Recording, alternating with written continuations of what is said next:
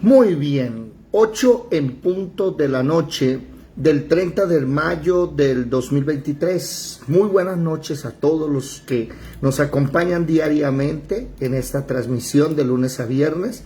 Vamos a estudiar la Biblia. Bienvenidos a la Escuela de Formación Bíblica Integral.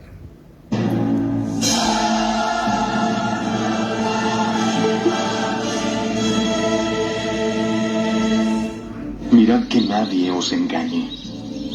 Muchos vendrán en mi nombre diciendo, soy el Cristo, y engañarán a muchos.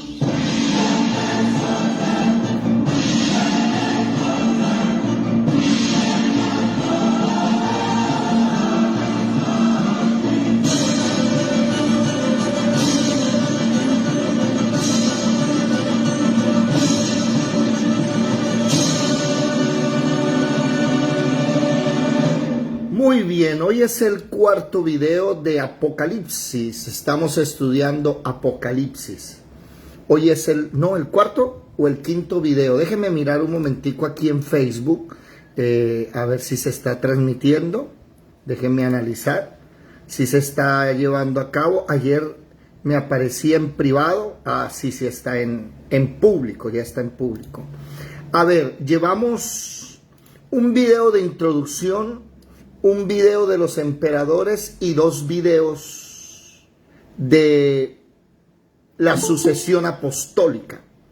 Hoy es el quinto video de Apocalipsis. Estamos estudiando desde hace unos días atrás las bases para entender Apocalipsis. Apocalipsis es un libro que no es complicado, solo que para entenderlo hay que haber leído los libros de la Biblia. Hagamos un ejemplo para poder entender obras de grandes, ¿cómo decirlo?, de grandes escritores. Esta es una obra que culmina. Apocalipsis es la obra que culmina el propósito de la Biblia. Pero para leerlo hay que estudiar cosas del pasado. Dentro de esas cosas está la tradición de la doctrina católica llamada la sucesión apostólica. ¿Qué significa eso? Que según la Iglesia Católica, ellos son la iglesia verdadera. Una de las razones, de las muchas razones, es que desde que el apóstol Pedro murió, ha venido una sucesión ininterrumpida de diferentes dirigentes llamados papas, que son los... Y ahí empezamos a hablar, por ejemplo, ayer hablábamos que ellos son los llamados vicarios de Cristo, ¿se acuerdan? A ver, hemos estudiado ya 5 textos, 5 argumentos. El primero no es el trono de Pedro.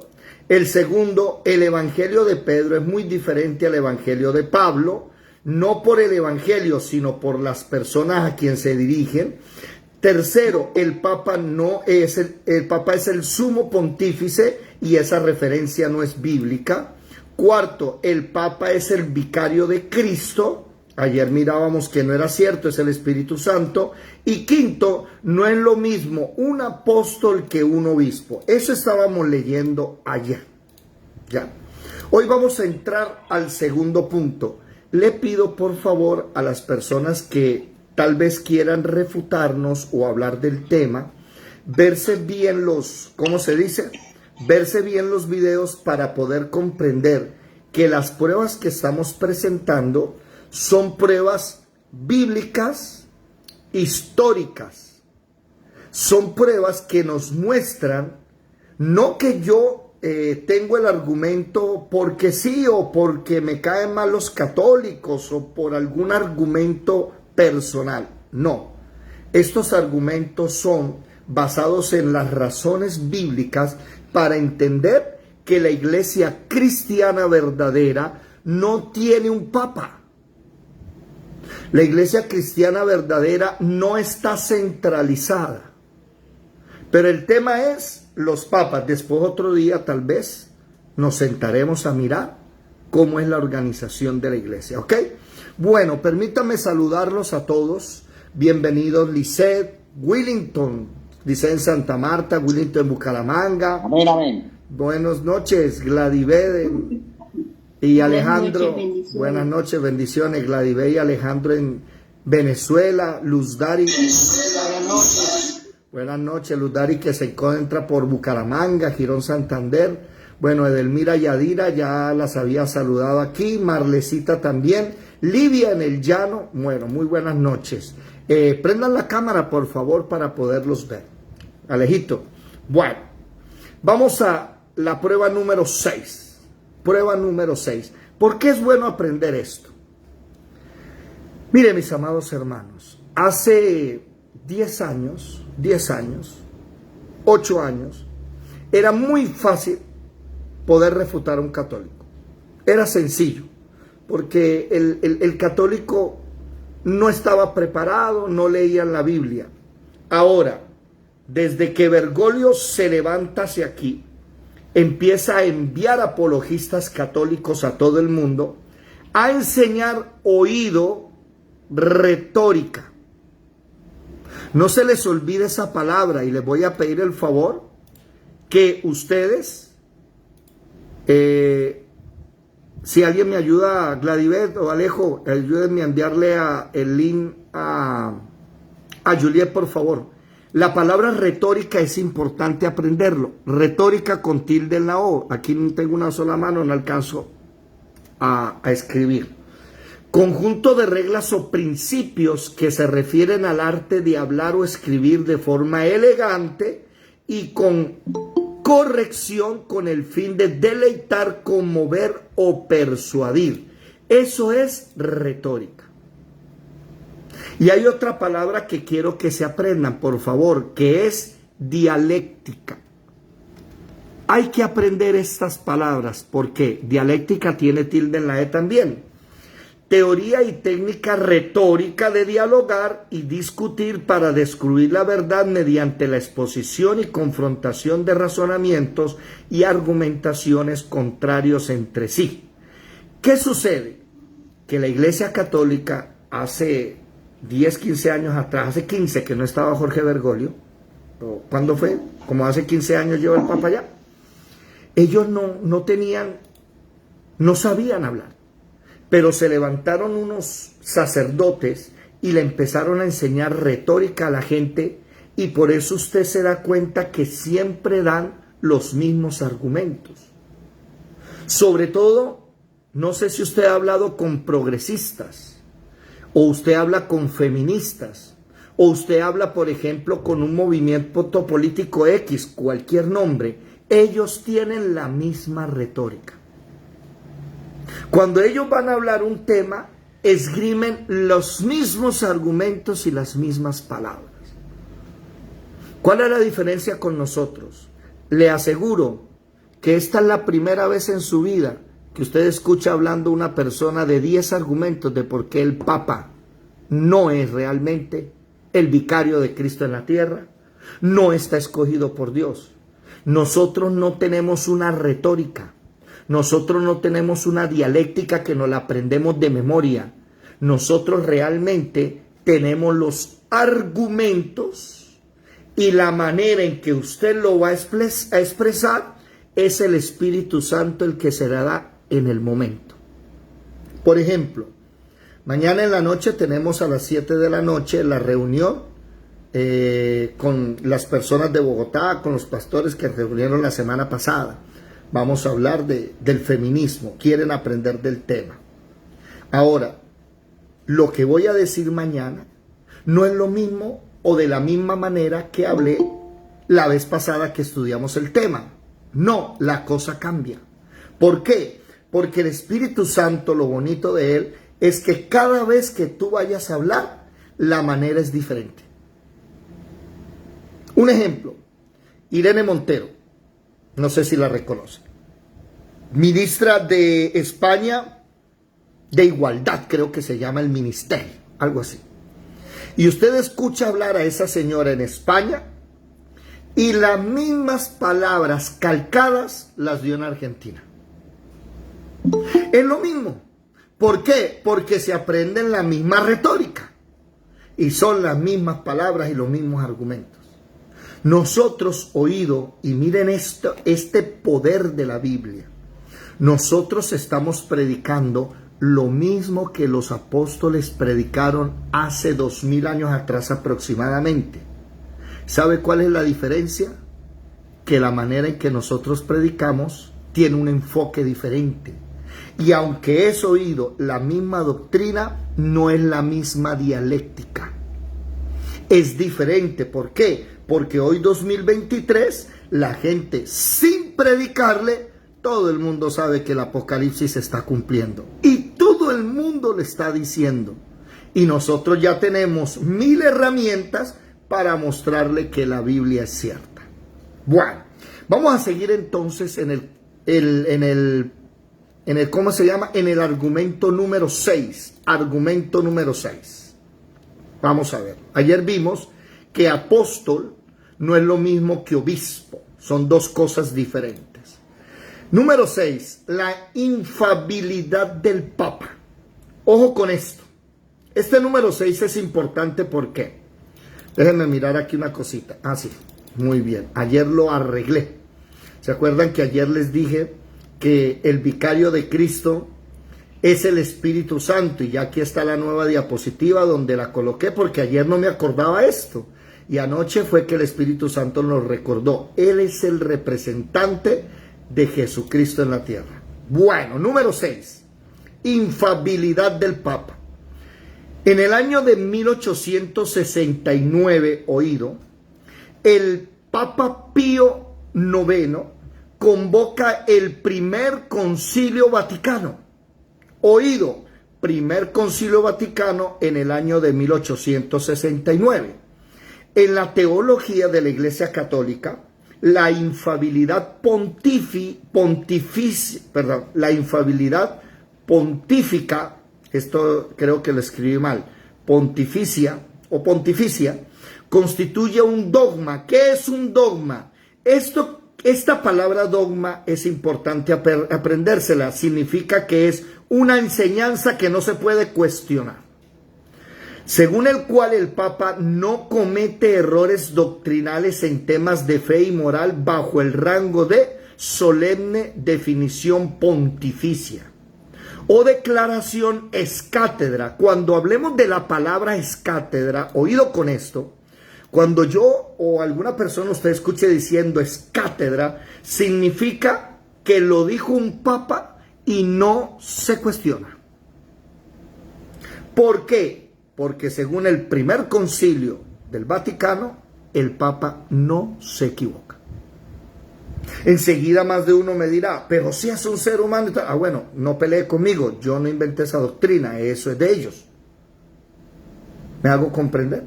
Estamos analizando los 10 argumentos de por qué no es cierto que exista un Papa para la Iglesia cristiana. Vamos en el número 6, que un concilio en el año 1869, decía, perdónenme aquí para mirar, 1869, este Papa Pío IX, oído, para los que no saben, en 1989 está levantándose el comunismo en diferentes partes de Europa y Lenin se lo va a llevar muchos años después para Rusia. Y se están levantando a nivel mundial los trabajadores, están comenzando la gente a salirse de las iglesias. ¿Por qué? Porque llegó el ateísmo. Las enseñanzas, ¿se acuerdan que les di el listado? Voltaire, Immanuel Kant, George Engels, Carlos Marx, Friedrich Engels, Friedrich Nietzsche, viene, se me olvida este nombre, el padre de la psicología moderna. ¿Cómo? ¿Qué dijo? Sigmund Freud, el padre de la psicología moderna, y Charles Darwin. Esos 8, los padres del ateísmo.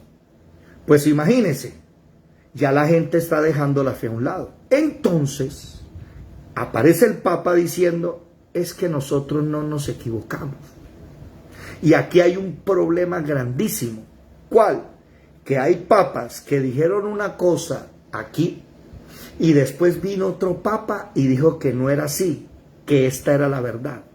Y más años después vino otro papa diciendo que no era así. Ahora esta es la verdad. Y más tarde vino otro papa diciendo que no, que el primero tenía la razón. Y después viene otro papa diciendo que tampoco, que el segundo. ¿Y cuál es el problema? Que llegamos a una doctrina donde usted se da cuenta que sí tienen errores, que sí cometen errores. Sigamos leyendo, mucha atención. Recuerden, los que deseen guardar las diapositivas, con mucho gusto se las obsequiamos, ¿sí?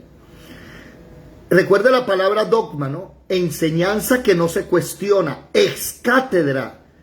Ex cátedra es palabra del Papa infalible, así es. Como se considera una verdad de fe, la ex cátedra o el dogma, ninguna discusión se permite dentro de la Iglesia Católica y se debe atacar y obedecer incondicionalmente. En el siguiente pasaje, el apóstol Pablo reprende duramente la conducta de Pedro, usando términos fuertes y demostrando que Pedro no es infalible, es un ser humano normal y comete errores. Vámonos para Gálatas capítulo 2, versículo 11. Gálatas 2:11. ¿Quién lo lee, por favor, si es tan amable? ¿Alguien que me ayude? Este punto se ataca desde la raíz. Recuerden que la Iglesia Católica es la que dice... Ya va, mi querido hermano, ya te doy la palabra. Bueno, la Iglesia Católica es la que dice que Pedro es el primer papa. Ella es la que dice, Pedro es el primer papa, que ya miramos que no es cierto, que ya dimos un argumento bíblico de que Pedro nada tiene que hacer en Roma, ese no es su trabajo. Segundo, Pedro vive en Babilonia, lo dice segunda de Pedro, ya esos argumentos están ahí, pero también debemos atacar que Pedro no era infalible, por ende los siguientes papas tampoco. Y nótese algo, año 1325, no sé si ustedes se saben la cronología, año 1325, concilio de Nicea, nace la Iglesia Católica, pero antes de eso debe usted colocarle año 300, ¿qué año dije, perdón? ¿Qué año dije? 1325. Me equivoqué, no 1325, no, 325, qué pena. Iniciamos primero que en el año 313, después de haber nacido Jesús, 313, es el concilio, el edicto de Milán. Eso hay que sabérselo de memoria. ¿Qué es el edicto de Milán? El emperador Constantino el Grande escribe que en el Imperio Romano no se persigue más oído, que aquí hay un error, porque dicen que Constantino se convirtió al cristianismo. Eso no es cierto. Cuando hablemos de Constantino les enseño el porqué. Es más, Constantino, después de que bautizarse en el cristianismo, que se bautizó en una corriente de arriano, que no es una corriente doctrinal sana, sino el arrianismo, que enseña que Jesús no es Dios. Él se bautizó en esa corriente. Después terminó matando a la familia para seguir siendo emperador. Imagínense un cristiano asesinando a su sobrino, a su hijo. Eso no puede ser posible. Pero ese no es el tema de hoy. 313, el emperador Constantino escribe, y el error está en que dicen que él escribió el edicto de Milán para que no se persiguiera más a la iglesia cristiana. No, para que no se persiguiera ninguna religión. Él estaba permitiendo no solamente la religión cristiana, estaba permitiendo también la egipcia, la babilónica, la griega, cualquier religión. Ese fue un edicto, se conoce con la palabra ecumenista. ¿Estamos? Cuando él escribe ese edicto, 313, en el 325, es donde en el concilio de Nicea nace la Iglesia Católica. No se les olvide eso. Los curas, los sacerdotes, el Papa van a alegar que no, que ellos vienen desde el apóstol Pedro. Y ya nosotros estamos mostrando argumentos por los cuales no es cierto. En este instante, a medida que vamos entrando en Apocalipsis, me toca enseñarle dos cosas más. Una, bueno, ya enseñamos emperadores, ¿no? Dos, estamos enseñando los 10 argumentos para demostrar que el Papa no es cierto contra la sucesión apostólica. Pero tres, hay otra enseñanza que tengo que darles, que son las 10 persecuciones, oído, las 10 persecuciones desde el año 64 con Nerón, a ver si lo encuentro acá, Roma, aquí, las 10 primeras persecuciones del año 64 con Nerón, Domiciano, Trajano, Marco Aurelio, Séptimo Severo, todos emperadores, Maximino el Tracio, Trajano, Decio, Liciano Varelio, Domitos Aureliano y Aureliano Diocleciano en el 303. Desde el 64 al 303, oído, se está persiguiendo el cristianismo. Desde el 64 al 303, 10 emperadores intentaron matar cristianos. Bueno, les cuento que aquí hay otro argumento de por qué el papado no existe. Ese va a ser el 11. Le vamos a sumar este argumento y se los explico cuando lleguemos al 11avo.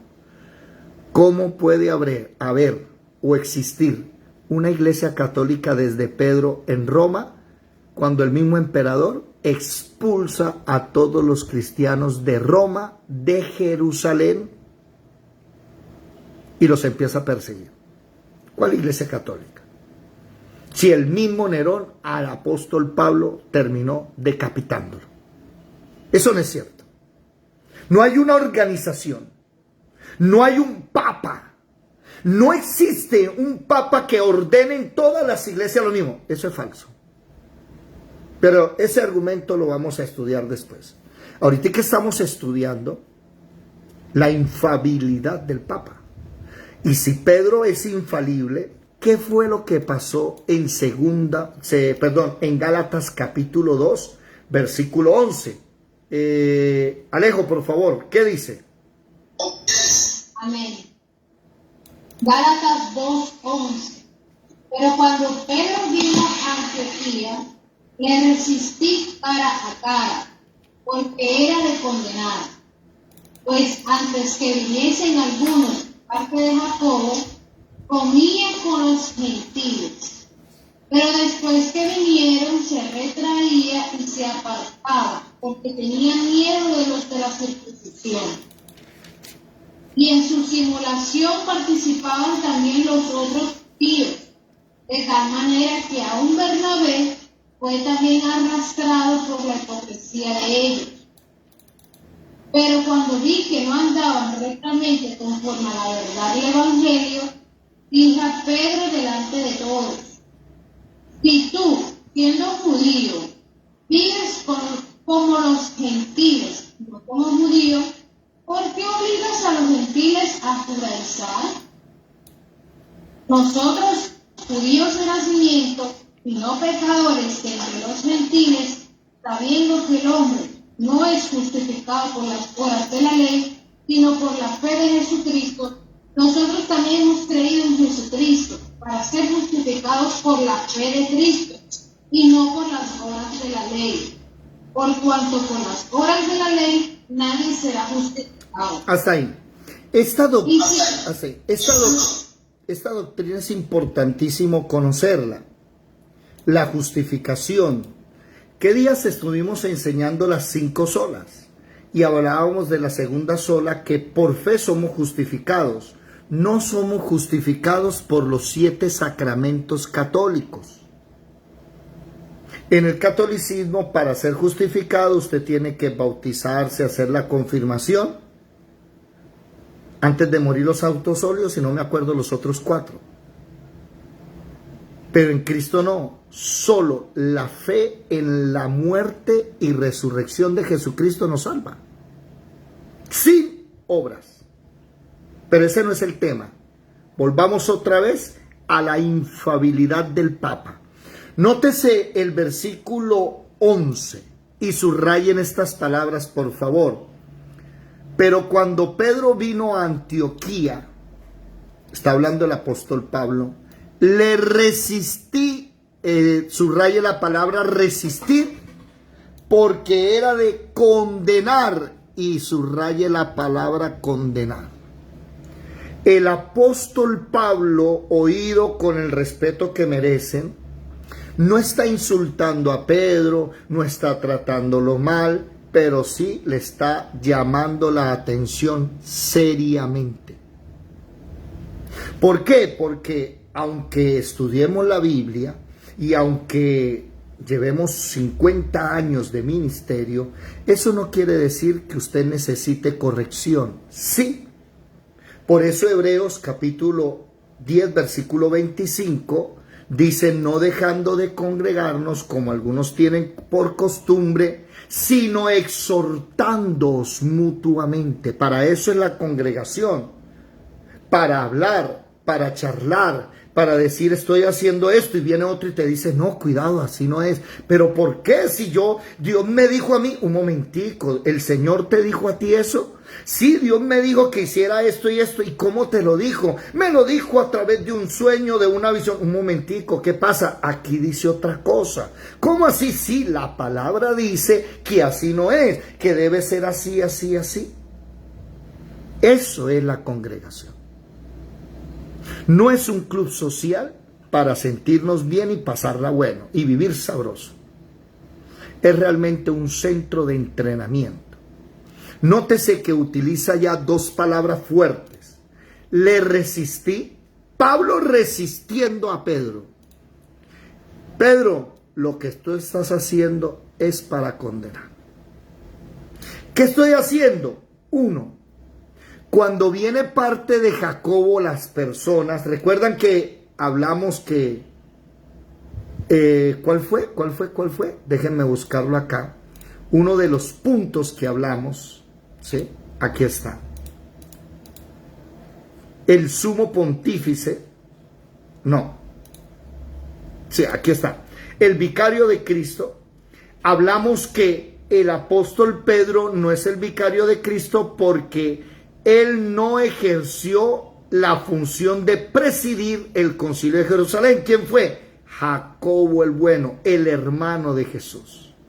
Por eso aquí está hablando que cuando Jacobo, el obispo de Jerusalén, enviaba gente a preguntarle a Pedro qué está haciendo, porque Pedro tenía que darle informes a Jacobo, que Santiago, Jacobo es la misma palabra, pues ¿quién es el que manda en la iglesia?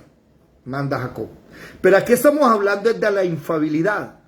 Y le dice Pablo, cuando Jacobo manda personas, usted come con los gentiles, pero apenas llegan esas personas que vienen de parte de Jacobo, usted se retrae y se aparta.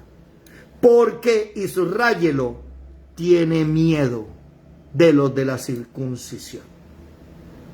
Recuerda que también hablamos que Pedro es el que le habla a los de la circuncisión. Nada tiene que estar haciendo con los gentiles, porque el trabajo de Pedro no es con los gentiles, el trabajo de Pedro es con los israelitas dispersos. Sigamos leyendo. Subrayen, tenía miedo de los de la circuncisión, ¿cierto? Van tres: resistí, condenar y tenía miedo de los de la circuncisión. Vamos a subrayar la palabra en el versículo 13, y en su simulación. Subrayen eso. ¿Qué estaba haciendo Pedro? Estaba simulando. En su simulación participaban también los otros judíos, de tal manera que aún Bernabé fue también arrastrado por, y subraye la palabra, hipocresía de ellos. La palabra simulación e hipocresía son símiles. Pedro también era un hipócrita, igual que los que andaban con él. Hasta el punto que el compañero de Pablo de viaje, que era Bernabé, se fue arrastrado por esa simulación de Pedro. ¿Se van dando cuenta? ¿Infalible? No. Otro, versículo 14. Pero cuando vi, Pablo, subráyelo, no andaban rectamente conforme a la verdad. El apóstol Pedro no estaba caminando recto. Uy, entonces el apóstol Pedro es un pecador. No. Aquí estamos hablando doctrina. Aquí estamos hablando es de conocimiento profundo. Y recuerden que nosotros no somos justificados por las obras. Hay momentos en que usted va a cometer un error. Por ejemplo,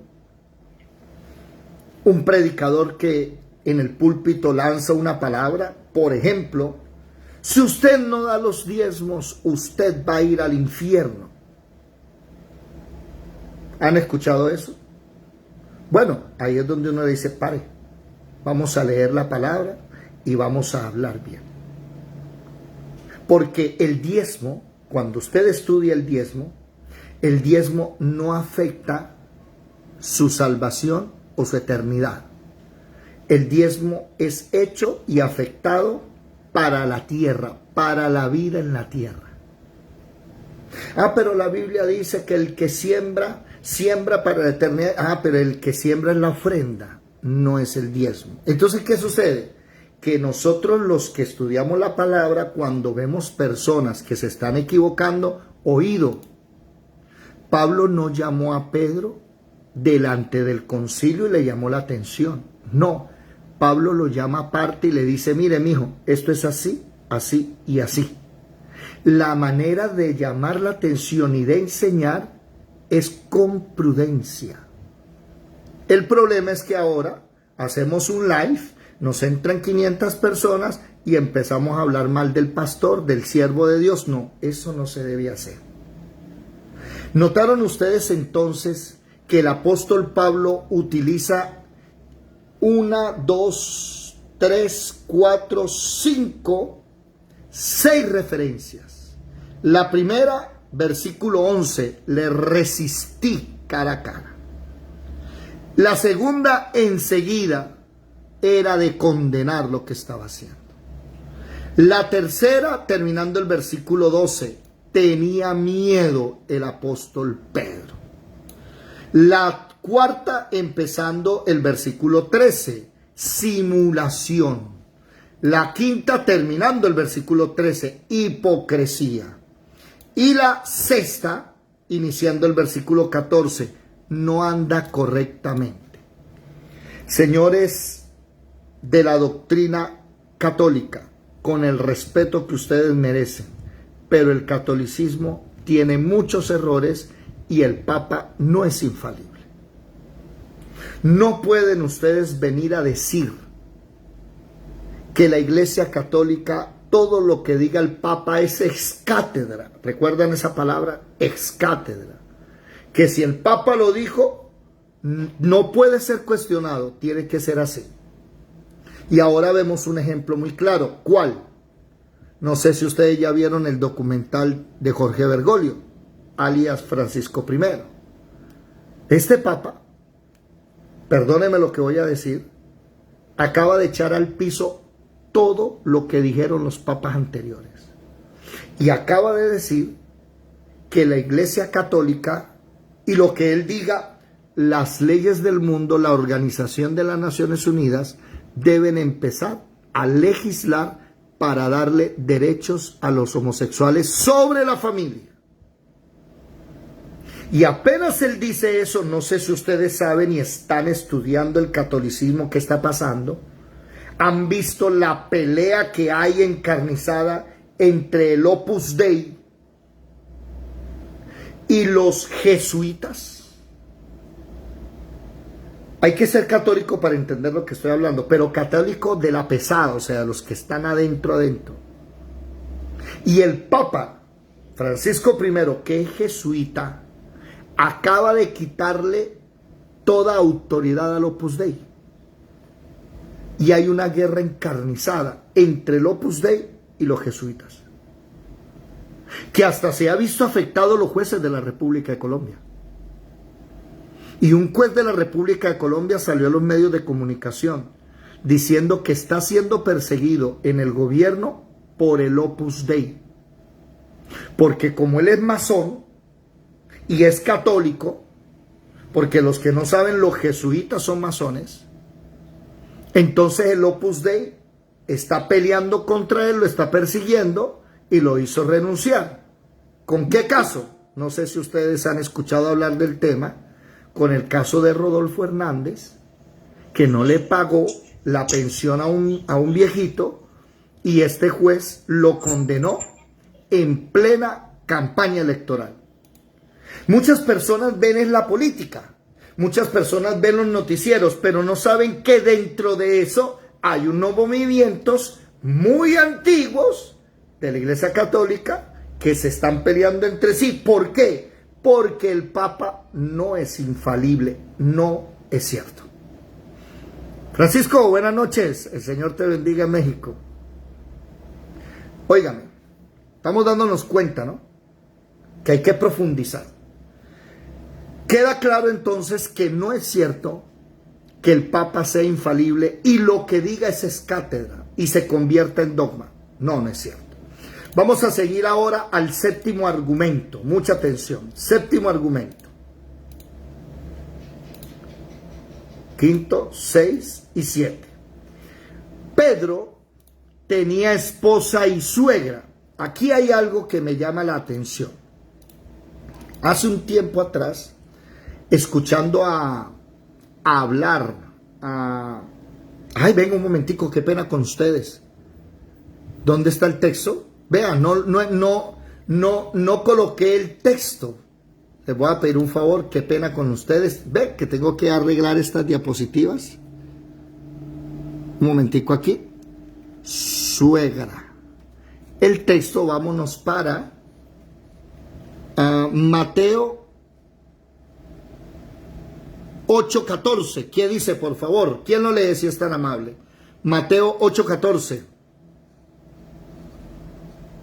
Ve, no anoté los textos, debo anotarlos. Ahorita los voy a arreglar. Pedro sanada.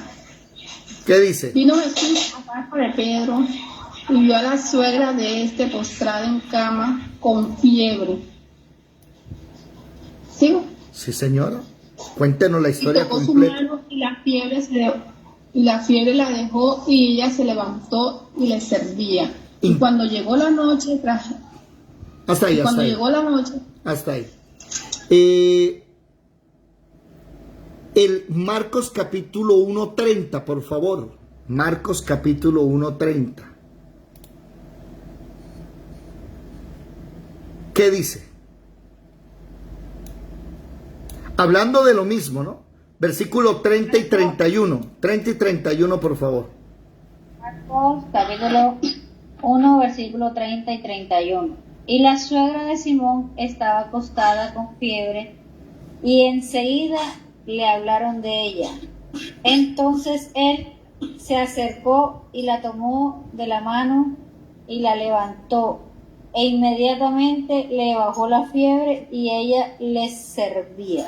Ahora váyase a Lucas capítulo 4, por favor, versículo 38. Lucas 4:38, ¿qué dice?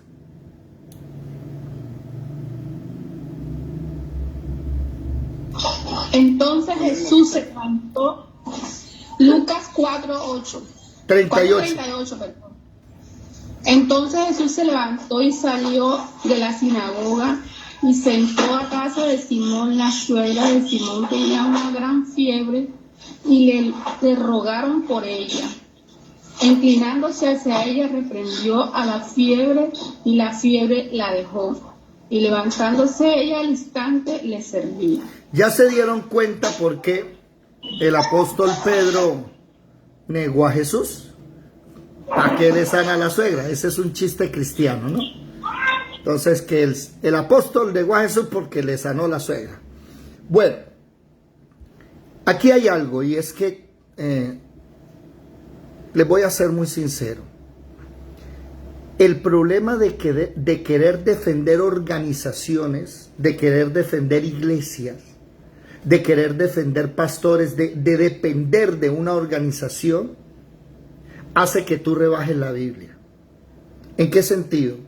Cuando usted le habla a un cura, a un sacerdote, a un católico sobre estos versículos, que hay 3 personas que escribieron eso, ¿sí? ¿Cómo hace una casa redonda, Francisco? El chiste no lo entendí. ¿Para qué redonda? Para no dejarle ni una esquinita a la suegra. Ah, ya entendí. Y mire que cuando uno le dice que Pedro tenía suegra, viene a decirle, ellos dicen que no, que Pedro no estaba casado, que era una novia. Que la Biblia dice que tenía suegra, pero no que no tenía esposa. Y el problema ¿cuál es? Que gramaticalmente hablando, en la gramática, hay una figura que se llama tácito. ¿Qué es algo tácito? Es algo que no se menciona, pero se sabe que ahí está. Por ejemplo, cuando usted dice, voy al río, la palabra voy al río, le falta el sujeto. No está el sujeto. ¿Cuál es el sujeto? Yo. Entonces uno no debe decir, yo voy al río, yo me voy a ir a bañar, yo voy a comer. No, está mal dicho, está mal escrito. Con solo decir, voy a comer, ya el sujeto está, ¿qué? Tácito. Esa es la palabra, tácito. Y el problema es que al decir que tenía suegra, tácitamente hablando, tiene mujer. ¿Por qué? Es que Pedro no dice que tenía esposa. No dice el texto esposa porque ya está mencionando el rango de la suegra. Y voy a decir esto con amor. Tiene que ser uno muy descarado para utilizar un argumento de esos. Que tiene que estar la palabra esposa. No. En la Biblia no lo está. ¿Sabe cuál es el problema? Miren lo siguiente. Presten atención. Aquí en la diapositiva. Simón se estableció en Cafarnaúm, donde vivía con su suegra en su propia casa. Al tiempo de comenzar el ministerio público de Cristo, alrededor del año 26 o 28 después de Jesús. Por ende, Simón era casado y según, subrayenlo, Clemente de Alejandría, tenía hijos. Clemente de Alejandría es un historiador del primer siglo. Y él escribe que tenía hijos. Es más, el texto apócrifo llamado Hechos de Pedro menciona también que Pedro había tenido una hija.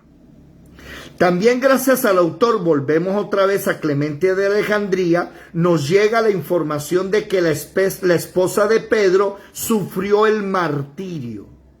Estas son las pocas referencias que se tienen de Simón Pedro antes de conocer a Jesús de Nazaret.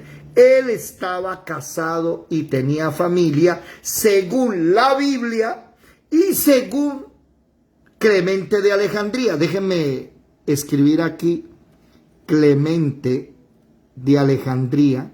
Aquí está. Vamos a leer un momentico acerca de él, ¿les parece?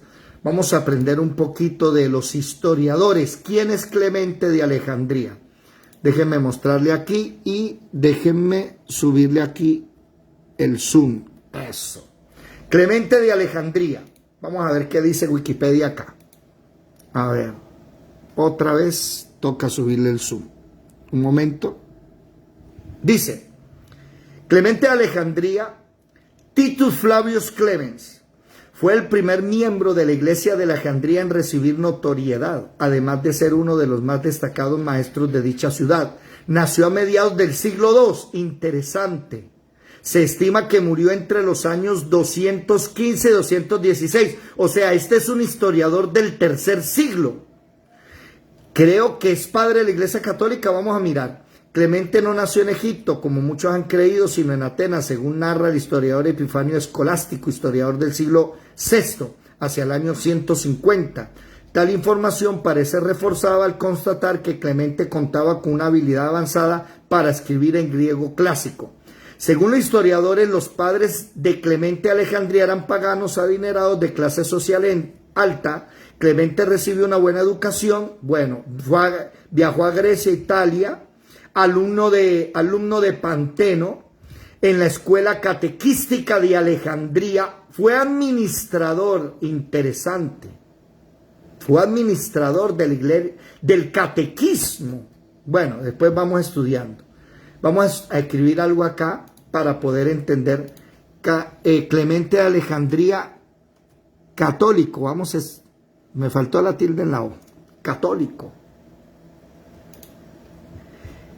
Clemente de Alejandría en recibir notoriedad, no me aparece nada así. Bueno, no sé si algún católico o excatólico, perdón, del grupo sepa quién es Clemente de Alejandría. Pero ¿qué sucede? Lo leí ¿por qué? Para que veamos que es una persona seria, ¿no? No es un enemigo del catolicismo que está escribiendo mal de la Iglesia Católica para hacer quedar mal a los papas, no. Pertenece al catolicismo. Va a ser uno de los fundadores, de los que se le conocen como padres fundadores. Vamos a buscar algo aquí. Clemente de Alejandría, catequismo. Vamos a buscar la palabra, a ver si él está en el catequismo. Si aparecen o no. A ver, catequismo, defensor del cristianismo, destacado maestro apologista cristiano, católico, de la escuela de Alejandría, que desarrolló ministerio. El gran teólogo, sí, este es padre de la Iglesia Católica. Lo que sucede es que yo de la historia de la Iglesia Católica no sé mucho, sé de la doctrina, de la historia no mucho.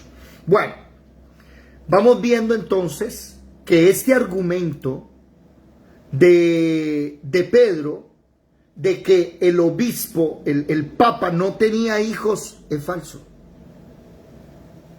Pedro sí tenía hijos. Es más, los papas deben tener hijos. Déjenme mirar algo acá. Pedro y la sucesión apostólica. Y falta cartas de Juan. Y falta Petrus versus Petra. Aquí hay que anotar algo aquí en la esposa y la suegra de Pedro. ¿Cuál?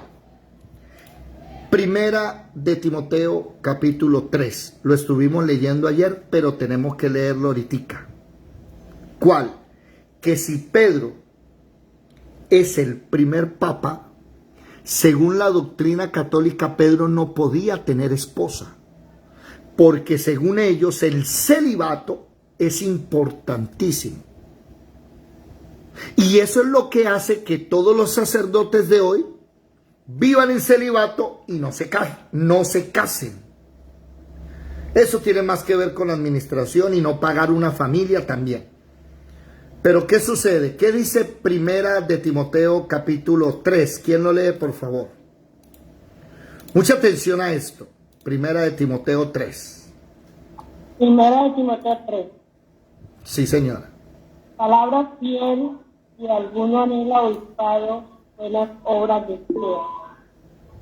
Pues es necesario que el obispo sea reprensible, marido de una sola mujer. Hasta ahí, por favor. Sobrio. Hasta ahí, momentico. No se me vaya de ahí. No se me vaya de ahí. El que desea ser el obispo, presbítero en griego. Micrófono, Yadira. Ya lo cerré. Un momentico. Regáleme un momentico que se me está yendo.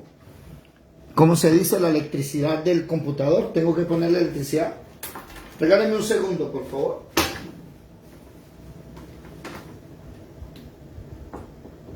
Aquí.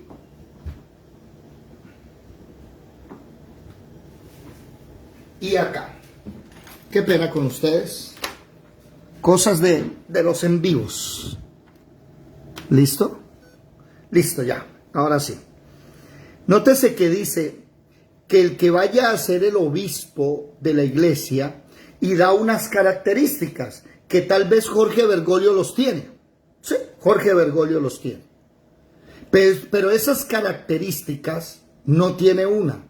Marido de una sola mujer. Esa palabra una sola mujer, que es la palabra la mea juneica, escriban eso, mea juneica. Cuando la leemos pensamos que no puede ser bígamo, ¿no? Que no puede tener 2, 3, 4 mujeres. No, esa no es la palabra. Y entonces es mucho más profunda. La palabra mea juneica o marido de una sola mujer se debe traducir como marido de la única mujer. No puede haber en su vida 2 hogares, 3, 4 hogares, sino que debe ser una persona que ha estado casado con una sola mujer. ¿Y cuál es el requisito? Lea por favor el versículo 4, Yadira, si eres tan amable, y el 5, ¿qué dice? El 4. Que gobierne bien su casa, que tenga a sus hijos en sujeción con toda honestidad. Pues el que no sabe gobernar su propia casa, ¿cómo cuidará de la iglesia de Dios? Nótese que debe tener la mujer de toda su vida, y además de eso debe tener hijos para que demuestre la autoridad sobre sus hijos. ¿Se dan cuenta? Esa autoridad es la que le permite, como gobierna su casa, oído, no dice que gobierna la iglesia, no, la iglesia la gobierna el Espíritu Santo. Dice, ¿cómo cuidará, cómo puede proteger el rebaño si ni siquiera tiene su propia casa? Y ahí nos damos cuenta enseguida que en el 7º punto se cae el papado. ¿Por qué? No tienen esposa. ¿Cómo van a poder dirigir a las familias? Julia, levantaste la mano. Julie. Espérate un momentito. Lo que tú estabas hablando de que los sacerdotes, ellos tienen, resulta y pasa que ellos se les da el tiempo, le dan como un año para romper el celibato, y algunos de ellos en ese año es donde consiguen familia y tienen hijos. Yo conozco a varios que tienen hijos. Sí. Año sabático, creo que lo llaman. Sí, Pero, señor, el año sabático le dan, y a veces los acumulan y ellos se van hasta 3, hasta 4 años así. ¿eso qué tiene que decir? No entiendo qué significa eso. No, de lo que tú estabas hablando, que porque de lo que estabas comentando ahorita. Ajá. De que porque algunos sacerdotes no podían tener eso. Entonces yo te estoy explicando que aquí en la Iglesia Católica, que algunos sacerdotes que tienen hijos, es porque en el tiempo que se le da en el año sabático, ellos llegan y no son sacerdotes en ese año. Ellos son una gente normal y todo eso. O sea, ellos le quitan en sí, ellos mismos se quitan el clérigo y dejan de ser sacerdotes. Esa no me la sabía. Yo que supiera, los curas que he conocido no pueden tener hijos, y si llegan a tener hijos los excomulgan. Si llegan a tener esposa. Ajá, ¿y cómo hacen ese tiempo? Tienen un hijo, tienen una familia y después se despega de la familia y no tienen más que ver con la familia. La opción es que ellos no les dan los apellidos a los hijos. Esa es la condición que tienen ellos, que no le dan el apellido a los hijos. Bueno, lo que sea va en contra. Bueno, es que aquí no estamos hablando del sacerdote, porque aquí debería tener yo un versículo. Déjenme buscarlo aquí. Hay un versículo que dice que los sacerdotes deben tener una esposa y debe ser virgen. Pero no encuentro, no lo tengo aquí referenciado. El problema es que no estamos hablando de un sacerdote común, estamos hablando del Papa, del obispo de Roma. Y estamos hablando que la Biblia dice que si usted va a ser obispo, tiene que tener una esposa. Así que ese obispado que tiene o que han tenido los diferentes papas no es bíblico. Pedro sí tenía esposa. Lo dice, la Biblia dice que tenía suegra. Bueno, entonces Clemente de Alejandría, uno de los padres fundadores de la Iglesia Católica, decía que sí. ¿Estamos entendiendo el argumento? Y recordemos que tenemos que ser, organizados. Porque pueden decirnos, no, es que los sacerdotes, no estamos hablando de los sacerdotes, estamos hablando del Papa. que el Papa debería tener su esposa y sus hijos para que demuestre si realmente camina bien con el Señor. Si sabe gobernar su casa, puede cuidar la casa de Dios. Esos son los argumentos que debemos ir aprendiendo. Bueno, aquí voy a escribir otro argumento. Lo que sucede es que son las 8:55 de la noche. Y no sé si en 5 minutos, bueno, vamos a escribirlo, vamos a poder, si nos robamos 5 minuticos más, me disculparán. El octavo argumento por el cual la sucesión apostólica no es cierta, o sea, los papas no son ciertos, ¿sí? El octavo es el siguiente, mucha atención. ¿Alguien levantó la mano? ¿Quién levantó la mano? ¿Alguien escribió? ¿Alguien hizo algo? Yo. ¿Quién? A Ludari, dale. Cuéntame. Hágame, no, recuérdeme el séptimo que no lo copié. El séptimo es que Pedro tenía esposa. Ese que estamos hablando. Pedro tenía esposa. Bueno. Octavo. Gracias. Ok, para servirte. Octavo. Pedro y la sucesión apostólica. Ya aquí vamos entrando más fuerte, más directo. Dentro de la teología católica, la doctrina de la sucesión apostólica mantiene que la Santa Sede de Roma y los papas son los sucesores y herederos espirituales del apóstol Pedro. De esta forma, la validez y la autoridad del ministerio ordenado u orden sagrado deriva de Jesucristo. Aquí hay que analizar lo siguiente. Seamos inteligentes. Según ellos, Jesucristo le dio las llaves a Pedro, le dio la orden de cuidar a Pedro las ovejas y le dio la orden de ser el que iba a edificar la iglesia sobre él. Ya hablamos de lo de la orden de las ovejas. No está hablando de la iglesia, porque cuando le da la orden de cuidar las ovejas, la iglesia no existe. Le está dando la orden de cuidar a Israel. Por eso leímos que uno de los argumentos es que Pablo en Gálatas escribe: a mí se me dio la orden de llevar el evangelio a los incircuncidados, los gentiles, y Pedro se lo lleva a los circuncidados, a los de Israel. Y que otro argumento, Pedro nada tiene que hacer en Roma. Es más, no hay historiadores del primer y segundo siglo que hayan escrito eso. Eso lo escribieron los historiadores después de fundada la Iglesia Católica. Ahora, hay un problema directo aquí con la sucesión, que es uno de los tres más fuertes. Este octavo, el noveno y el décimo hay que sabérselos de memoria. ¿Cuál? Preste atención. Según el catolicismo, Jesucristo ordena a Pedro como el Papa.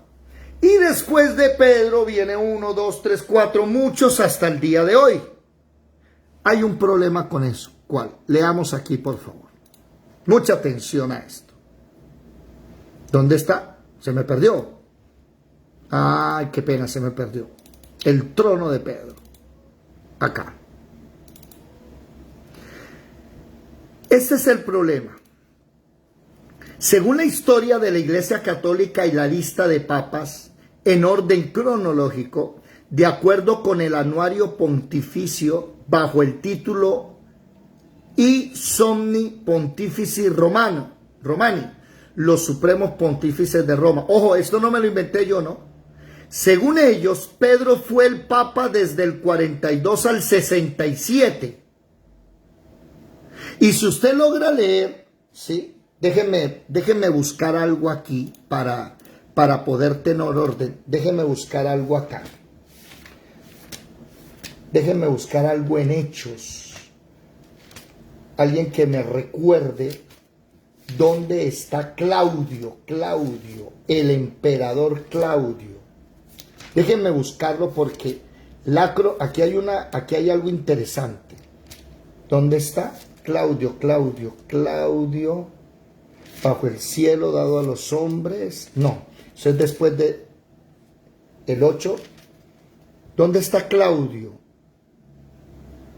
¿Yo qué estoy haciendo? Aquí tengo yo las ayudas rápido. Qué pena con ustedes. Déjenme buscar aquí los emperadores. Yo tengo aquí las diapositivas de los emperadores. Claudio. Aquí está Claudio. Hechos 41. ¿Cómo? 18. No, 11. Hechos 11:28. 11:28. Habla de Claudio. 11:28. Y Claudio fue el emperador hasta el 54. Ojo con esto que les voy a decir. Présteme atención. Ojo cómo se descubre la cronología.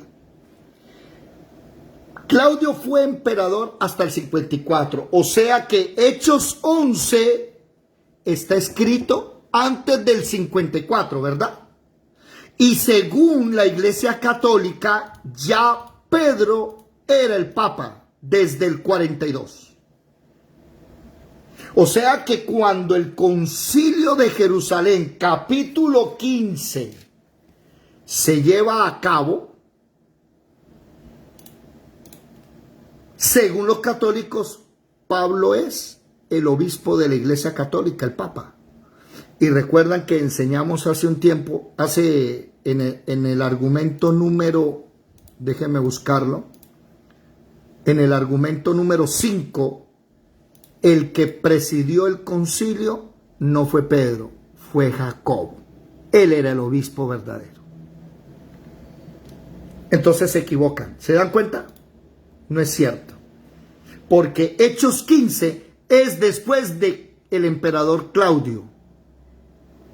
Que Claudio muere en el 54. Y Hechos 15 se escribe mucho después. Entonces, volvamos otra vez para hacerme entender. Digamos que es verdad, digamos que Pedro es el Papa. Póngale cuidado. Pedro muere y aparece el Papa San Lino del 67 al 79. Muere San Lino, aparece el tercer Papa, Anacleto, del 79 al 92. Y muere en el 92 y aparece Clemente del 92 al 96. Aquí hay un problema. Los 4 primeros papas, según la Iglesia Católica, ¿sí?, que recibieron de Cristo la orden de ser el obispo, no es posible. ¿Por qué no es posible? Vean este argumento, mucha atención. Por lo siguiente, déjenme quito aquí ventanas para acá. No es posible porque cualquier persona incauta aceptaría esta sujeción apostólica como precisa, pero tal aseveración va en contra de las doctrinas bíblicas, debido a que el apóstol Juan en el año 90 después de Cristo sigue vivo y escribe el Apocalipsis. No es posible que existan en la iglesia cabezas, líderes o papas mientras un apóstol que caminó con Jesucristo siga vivo. No, señor. ¿Cómo así que usted me va a decir a mí, ¿sí?, que, miren acá, ¿cómo me va a decir usted a mí que Pedro le entrega el papado a San Lino y después San Lino a Anacleto y Anacleto a Clemente y Juan todavía esté vivo? ¿Cómo me van a decir ustedes a mí que está gobernando la iglesia una persona que no ha caminado con Jesús, que no habló con Jesús, cuando alguien que habló con Jesús todavía sigue vivo? Eso es falso, eso es una mentira aberrante. Por eso los últimos hay que aprendérselos de memoria para poderlos hablar con amor. Con amor. Pero no pueden venirme a decir que hay una sucesión apostólica y hay otro argumento tácito. Recuerden la palabra, dentro. ¿Cuál? Que en el año 64, donde supuestamente todavía Pedro, ¿sí?, miren aquí, Pedro llegó a ser el Papa hasta el 67, en el año 64 se levantó Nerón Y Nerón expulsó a todos los cristianos de Roma. ¿Cómo me va a decir que apareció Linio, que apareció Anacleto, Clemente? ¿Quién le dijo a usted eso? ¿Papas en dónde? Si había una persecución de 10 emperadores, señores. En 250 años, 10 emperadores empezaron a exterminar la iglesia cristiana y huían. En Roma no estaban. Esto es un error. Por eso Pablo le tienes que escribir una carta a los romanos diciéndoles: manténganse fuertes, párense en la raya, tranquilos, Dios los ama, les da la doctrina. ¿Por qué? Porque están siendo perseguidos.